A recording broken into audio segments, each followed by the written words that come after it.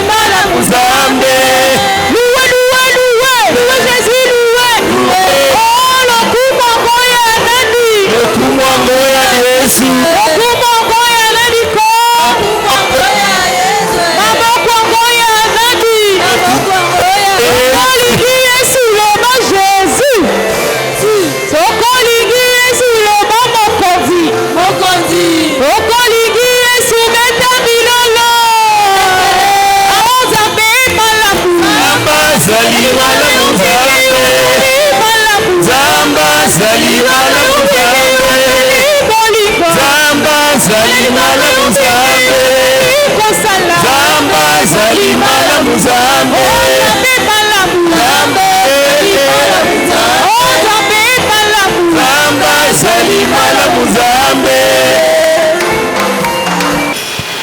Opesi bomoi na nzoto nyonso tu oyo esimbamaki na nguya ya kufa. Amen. Opesi nguya ya bomoi na mitema nyonso tu eyambi lokola mokonzi pe mobikisi. Amen. Osimbisi moko na biso mopanga ya molongi. Désormais je ne mourrai point, je vivrai. Te bonaza makas parce que tu intercèdes à ma faveur à la droite de Dieu le Père. Amen. Yangwana to beteli lisusu maboko makas parce qu'il est le Seigneur des Seigneurs il est le roi des rois, il est celui qui nous aime. Oyazo pesa biso bomoy, esika nyonso ya le kaka, asala kaka malamu, awaki, asekwi, atelemi na nkembo, na loboko la tata, po asambela po na ngana yo, po ete kufa, ezala susu na kati na biso te, échec, ezala susu na kati na biso te, stérilité, ezala susu na kati na biso te, célibat, onyoso, ezwaki nguya, ebanaki konyokola biso. Seigneur mon Dieu, merci, po na yebike, utomo kolomalelo, bilembo ya monguna, ekomona na lisusu, na bomo ina ngai te, na libota na ngai te, na misalami ya ngai te, po yo telemi, lokola molongi, lokola intercesseur, na komona mon Dieu mon roi, bilembo na yo, komonana, na kosimbango, na kolatango, na koaccede kati nango, na kosepela, pe bayeba mokili, bakomona boni, yo bongoli situation na ngai, babandaki koseka, bakobetela nga maboko, vandi toyoki orientation à discernement.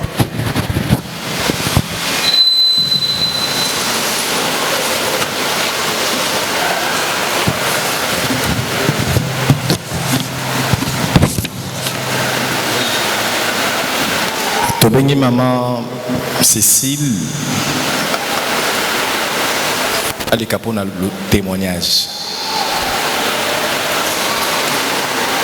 Ministère intercession maman Cécile azate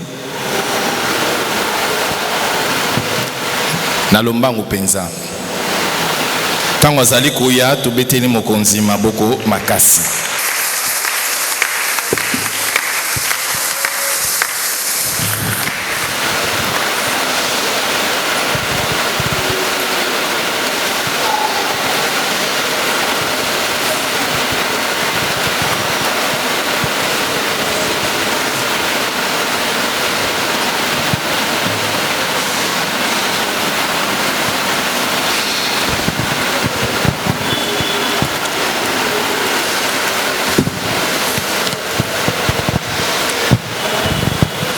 Zambe boboto.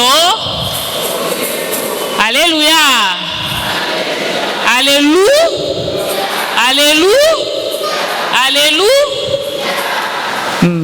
Soki na telemi liboso na bino po na kotatola bolamu oyo Nzambe asali à travers ya bana na nga mibale.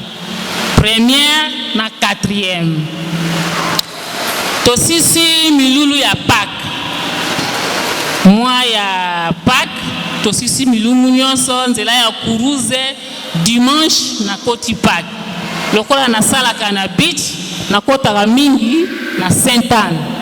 Poko ya boye kokende boye esalaka mwa passe na ba transport. Na koti mesi ya 6 heures ya Pâques na ke musala na zongi. Tokomi vers 23 heures. Na zui coup de fil ya Afrique du Sud. Bana ba msinga mama shikwa zoli ngai bo pasi ngai azoko ka koloba te pe mezo kangama donc moi expliquer un problème azui ezate mwana mwasi moko sika bavanda kana ndako wana alo pesu téléphone ngai bi c'est juste des amis maman to comprendre te to sala ko beta carte maman to comprendre te tozalaki kobeta carte mbala moko agangi abandi kolela azoyoka pasi azokoka même pas koloba donc respiratoire na ye ekomi mabe asengi mai na libopesa ye mai te bozwa kimia bonini bozana ngo na kati ya ndako na bino wana ngai bozana Vix mama tozana Vix ngai bozwa Vix babakati téléphone baluki Vix allez ngai bo pakola ye place oyo azali koyoka pasi nani akopakola ye mwasi alobi nazopesa ndeko mobali moko azali awo ngai bezwa Vix wana pakola ye simba esika wana nga nazali kobondela mikolo elekaki avant tozwa Pâques na Sainte-Anne batekelaki biso livre oyo je vous donne tous les pouvoirs pour les démons. Nasombaki livre oyo na bandaki kotanga yango. Nazalaka pe na cruise na ngai ya muke na tambolaka na yango. Nafungoli sac na ngai na bimisi livre na zui na cruise na bandi kosala ye intercession par le téléphone. Na lobi simbi place wana, na lobi na simbi. Na bandi kobondela. Na bandi kobondela ndiko yebisa Nzambe. Lelo ezali mokolo ya Pasika. Lelo yo sekwaki. Touti na eleko ya charisme. Osopaki makila na yo pote biso tozwa bolimbisi ya masumu pote tozwa bomoi. Place wana mwana na ngai azali koyoka pasi. Jésus Christ. Mopanzi wana. Batoboyaki oyo yango na motonga. Mai na makila ezali kobima. Esopa na place wana azali koyoka pasi. Kimia ekota ye. Azwa tranquille place wana. Na bondeli, na bondeli, na bondeli. Makila na Yesu Kristo. Ezinga porti ya ndako wana. Makila na Yesu Kristo. Ezinga bato nyoso basali kati na ndako wana. Yolo baki na biso ete. Bako bundisa bino. Kasi bakolonga te. Parce que nga nazali okati ya bino. Na bondeli, na bondeli, na bondeli. Na bisi yenzambe Yesu Kristo. Place balali saki nzoto na yo kati na kunda. Nzoto na yo na bapasi nyoso etikala kati na kunda. Awa yo mokolo lelo uti kosekwa. Tika ete pasi oyo azali koyoka etikala na kati na kunda. Asekwa kimia pasi wana etikala. Azwa guérison totale kati na santé na ye. Na bondeli, na bondeli. Balobi mama alali. Ngai bopesa ye maite. Botika ya lala. Na sisi ko bondela. Ngape na bondeli na alali. Lobi na ngoana. Bae ko benga ngai na ba 9h. Ye moko na moni. Azali koloba moi bien. Na sali elisusu intercession na 9h par le téléphone. Na bondeli, na bondeli, na bondeli, na bondeli, na bondeli. Ngai bleu na obimate. Nazo kende église. Naza toute la journée en église pour na kobondela. Na okende musala lobi mardi. Na kei na église place naza na mbinza. Na bondeli, na bondeli, na bondeli, na bondeli. Na livre na ngai, je vous donne le pouvoir, toutes les forces du mal. Na bondeli, na bondeli, na bondeli, na zongi. Tokomi 18h. Na 8 téléphone. Na bengi. Alobi mama, ça va maintenant. Kaka respiration de etikal muke, mais ça va. Pendant toute la journée, na lazala qui vient. Gabi benga susu na 22h, comme ça to sambila. Mais atika ki susu ko benga te, tina tongo etani. Na zwaki problème susu ya 4e. Ya vandaka na 5e. Na 6h azokende musala, akutani na bakuluna, na veni Kisangani. Ba menacer. Tango a résister, moka lobi zwa machette beta yazo résister. Na place baka mata machette côté ya mbeli o ezokisaka, ba tourner yango, ba beti ye côté ezokisaka te, tango ayoki passe à lâcher sac. Yango na ye ko kumisa Nzambe na ngai, na ndenge abundeli ngai bitumba. Nandenge monguna Satana amenasaki ngai kasi alongi te, tobetela ye maboko.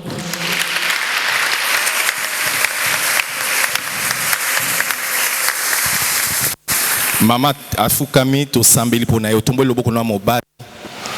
To sambeli pona bomoi ya maman Cécile pe mwana na yazali na mboka bapaya na Afrique du Sud. Nzambe wana bandi processus ya restauration akoba na eto sambeli biso banso.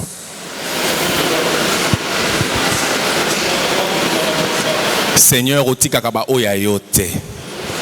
merci pour toutes les grâces que tu ne cesses de déverser. Merci pour nabola mon ayon zambe. Ozali kotalisa na bomo ya mama na biso. Merci parce qu'à sali expérience il y a résurrection. Tous en a certitude que ici comme on azali restauration et kokoba pe ozali ko zongi saye na état na normal. Pays azali awa Nzambe pesa yi makasi na kati ya boyambi akola pe a vivre grâce na yo. Pour Nzambe bongwanite yango tolobi merci Seigneur Jésus-Christ. Amen. Tango mama zali kotelema kozonga to zali kobetela Nzambe maboko. Bon, de toutes les manières, Nazali, tozali comprendre biso. Touti vraiment la semaine moko très chargée. Tozalaki la semaine sainte. Kobanda jeudi, vendredi, nzela kuruze, ti presque 22h moins. Awa, samedi, kobanda 18h, 19h, ti bisolo bimia wa 23h passé. Mokola dimanche pe tozalaki awa, ce n'est pas facile. Ça fait pratiquement un mois à niveau ya renouveau, tosangani les sous-soutés. Bande ko belé pe bazalaki trop hésitant, surtout que bamisusu bazelaka communiquer. Certainement il y a eu un souci dans le secrétariat, mais ba kotaki mesa poko ya dimanche et les kaki, mais na mesa tongo et les kakité. Que cela ne tienne, aujourd'hui au moins nous avons compris que ezana batu mususu ba pesa rendez-vous na Nzambe. Amen. Réalité maman à vivre. Ezali expérience comme matériel didactique et kotali sabiso, la résurrection n'est pas liée en la foi auprès d'une personne. Ce qu'on dit Yesu nabo moinayo, à na distance nini, Dieu est capable d'agir lorsque tu as la foi. Place yo zali, sache très bien que maman azako sambela. Sur place, mais impossible. Mais parce que Jésus est ressuscité, comme il est à l'œuvre, comme il est en nous, sa puissance demeure en nous. La résurrection, maman lobina ko sambela ponayo. En tout cas, le Seigneur a fait de grandes choses nabo moya mwana, mais aussi nabo moina yemoko. Là, je comprends directement que résurrection est à ma saboté. Pour te dire que si elle a vécu ça, toi aussi tu es en mesure de vivre une expérience similaire. Tu es aussi appelé à vivre une dimension similaire. La dimension likambo ezako tungisa yo. Notre Dieu est présent. Notre Jésus est mort, il est ressuscité. A conseil sa likambo na yo. Likambo nini wana o ba signa qui décret divin. Likambo nini wana o eumeli na kunda. Jésus-Christ est mort. Il est entré dans les lieux arides. Il est allé dans les abîmes. La Bible dit les captifs au basalaki kuna, bakomaki koningana, bao basalaki enchaîné, bakomaki koningana, parce que mon kolo makambole moko aye, aye koboto la clé à séjour des morts. Il n'y a plus quelqu'un qui peut encore dire la mort sur ta vie. C'est Jésus lui-même qui détient les clés de ta vie. Okokufate, tu vivras et tu raconteras les œuvres de l'Éternel. Est-ce que okoki kobeta maboko? Ah, on a compris au kakate. Tala, nous vivons la grâce et la résurrection. Lorsque Jésus est ressuscité, la Bible nous dit, Abimeli apôtre, alobi botala, ezali saboté, c'est une réalité. Ce qui a transperta qui mure, et Nikolobanini, s'il y a un dossier, ou ezali quelque part, motomoko afande liango, il y a les ressuscités, akobume esika wana, akozwa deso wana, amatisa olikolo, alomokata likambo olo.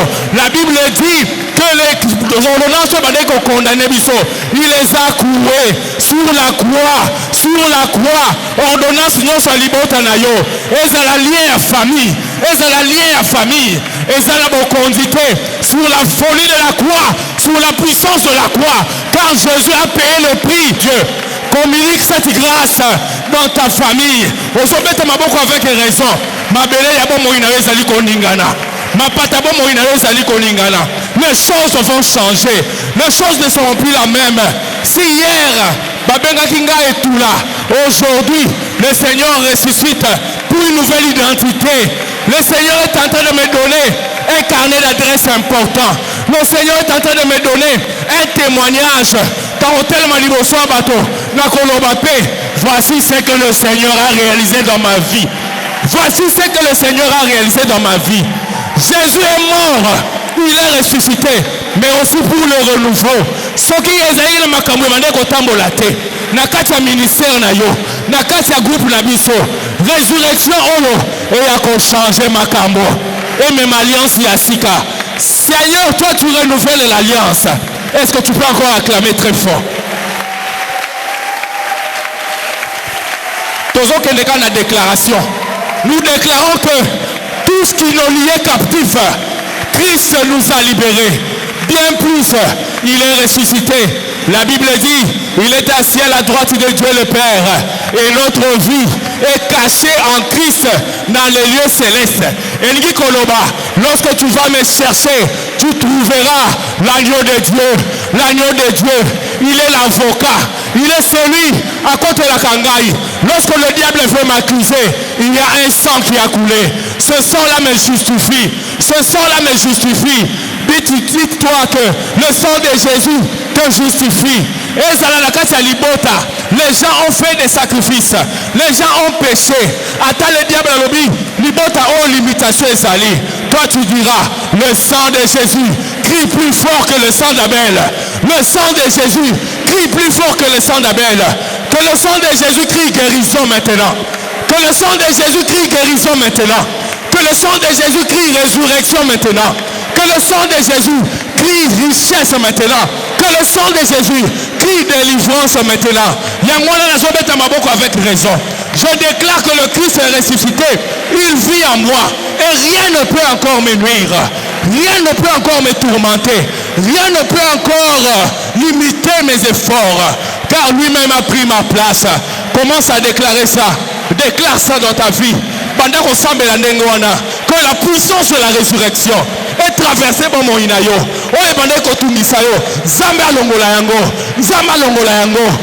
Ah, je t'écoute pendant. Sois courageux. Parle avec conviction. Mabanga, lorsque Jésus est mort, Mabanga est ningani, Mokili est ningani, Bolili est kotaki, parce qu'il n'y avait plus rien. Parce qu'il n'y avait plus rien. Mais le troisième jour, le jour de la résurrection, qu'aujourd'hui, que toi aussi, tu sois ressuscité avec lui. Que la résurrection devienne aussi un témoignage pour toi. Commence à le dire. Réclame ça.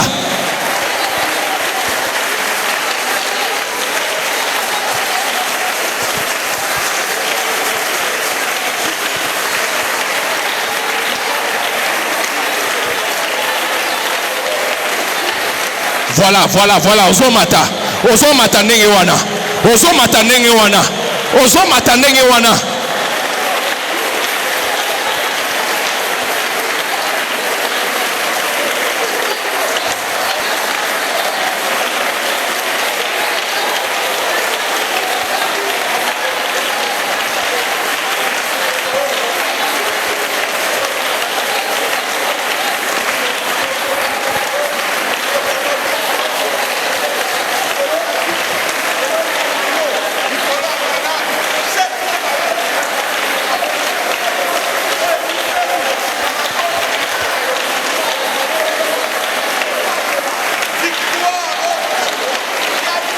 Émeut dans l'assemblée.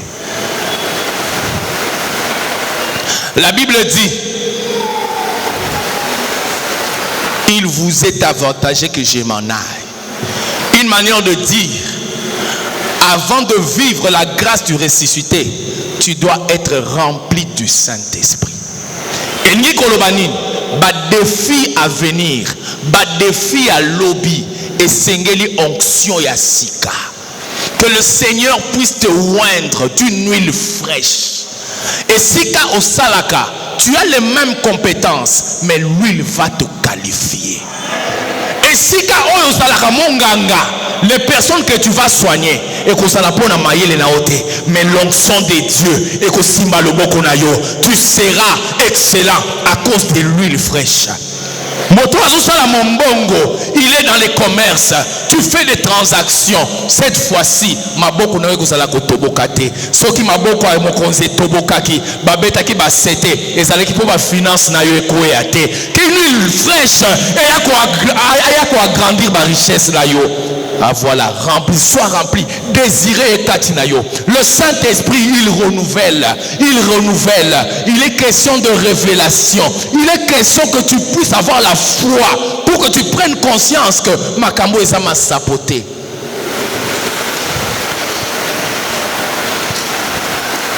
Lula Kotondi Sama. Saint-Esprit. Saint-Esprit, tu sentiras comme si la parole est en train, la prière va commencer à jaillir de soi. parce que le Saint-Esprit est à l'œuvre. La Bible dit, c'est un gage pour nous. Elingi koloba avant okota lola, avant okende libane ya mboka, il faut passeport, il faut visa. Le Saint-Esprit est un visa pour que bisoto vivre grâce à la résurrection. Comme lui il est, nous aussi nous serons. Elingi koloba que le Seigneur a joyau déjà. Aux allez awa comme pèlerin, mais sache que ta destination future c'est le ciel. Tu arriveras au ciel. Parce qu'il y a quelqu'un qui a vaincu la mort. C'est Jésus. Il n'y a personne qui l'a tué. Il est mort parce qu'il a prié. Entre tes mains, j'ai remis mon esprit. Que le Saint-Esprit qui a ressuscité Christ d'entre les morts et demeuré le sous-katinayo. Talabsko bandako sambela, bandako belele limo santo, ayako tondi sa onction asika, onction ya décennie oyo, onction à trimestre auto sambeli biso banso.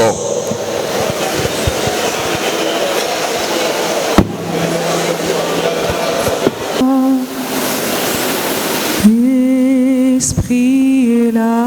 Il est là. Il est là. Il est là. Il t'est rempli maintenant. Son nom. Ah, la visitation du Saint-Esprit. L'Esprit qui a ressuscité Christ. Il est là. L'Esprit est là. Il reprend son onction sur nous. Voilà pourquoi mon âme te bénit. Mon âme te bénit.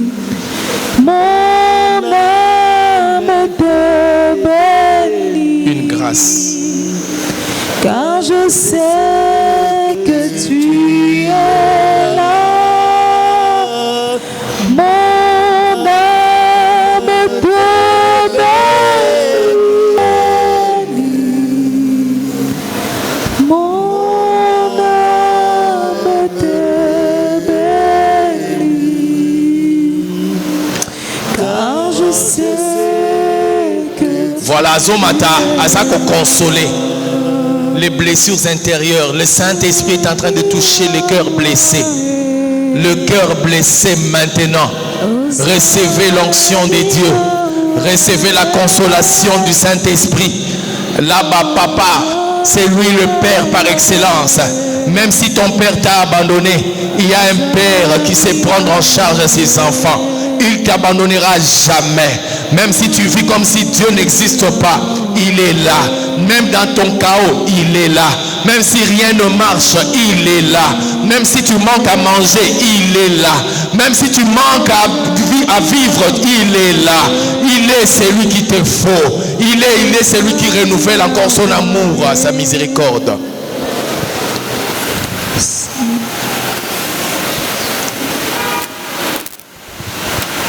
Merci Jésus.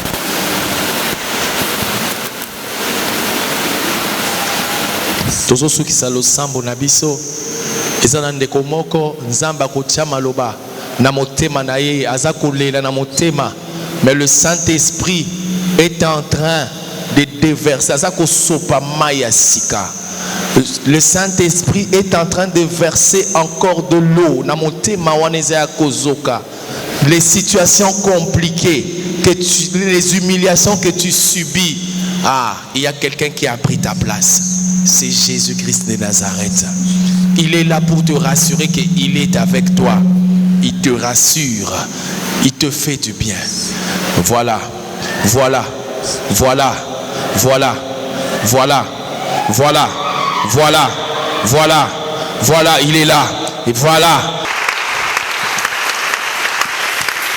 Betela maboko ya moto azui ongi ya moto azane sengo. Il est là. Il est là. Quelle joie d'avoir le Seigneur parmi nous. Quelle joie d'avoir celui qui est plus grand que la loi parmi nous. Quelle joie d'avoir celui qui est plus grand que le sabbat parmi nous.